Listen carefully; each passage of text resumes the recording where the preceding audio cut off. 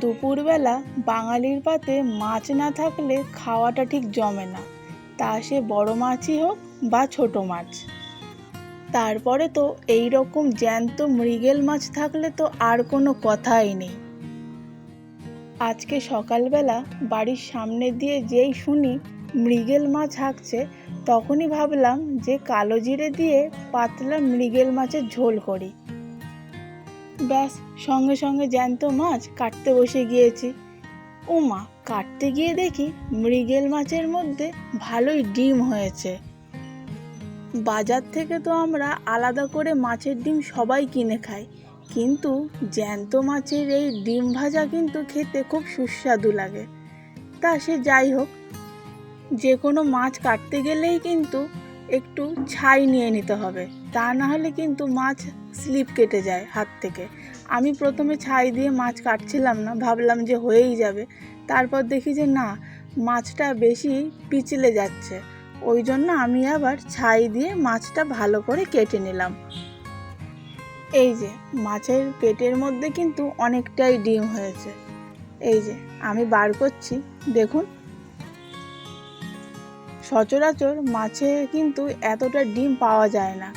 এই মাছটা বেশ বড়ই বলে মাছে কিন্তু অনেকটা ডিম পাওয়া গেছে। আমি যেভাবে মৃগেল মাছের ঝোল রান্না করছি সেরকম একদিন করে দেখুন, গরমকালে খেতে সুস্বাদুই লাগবে। কালো জিরে আলু দিয়ে মৃগেল মাছের ঝোল দুপুরবেলার পাতে যখন থাকবে, দেখবেন ভাতটা একটু বেশিই লাগবে।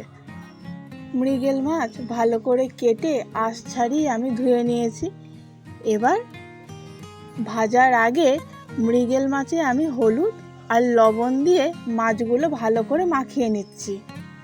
খুব ভালো করে নুন হলুদ দিয়ে মেখে নেওয়ার পর কড়াইতে সর্ষের তেল গরম করে মাছগুলো আমি একের পর এক ছেড়ে দিলাম। এখানে কিন্তু কড়াইতে তেল গরম হওয়ার পরেই মাছগুলো ছাড়বো, তা না হলে কাঁচা তেলে যদি মাছ দিই তাহলে কড়াইতে কিন্তু লেগে ধরবে।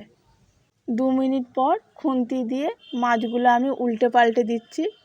লাল লাল করে ভাজার পর মাছগুলো আমি তুলে রাখলাম।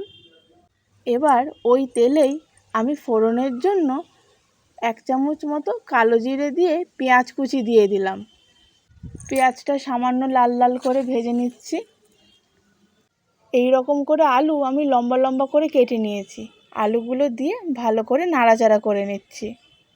এবার কিছু ঘরোয়া মশলা যেমন হলুদ গুঁড়ো, লঙ্কার গুঁড়ো, সামান্য জিরের গুঁড়ো, লবণ আর অল্প পরিমাণে ধনের গুঁড়ো দিয়ে মশলার সাথে আলুগুলো ভালো করে নাড়াচাড়া করে নিলাম। মশলা বেশি ভাজার দরকার নেই, সামান্য নাড়াচাড়া করে নিয়েই এর মধ্যে আমি জল দিয়ে দিলাম। আলু সিদ্ধ হয়ে গেলে ঝোলটা ফুটে আসার পর আমি ভাজা মাছগুলো আলতো করে এক এক করে আমি দিয়ে দিচ্ছি।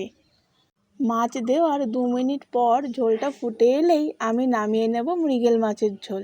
আজকের রান্না তবে এইটুকুই, আবারও দেখা হবে আগামীকাল।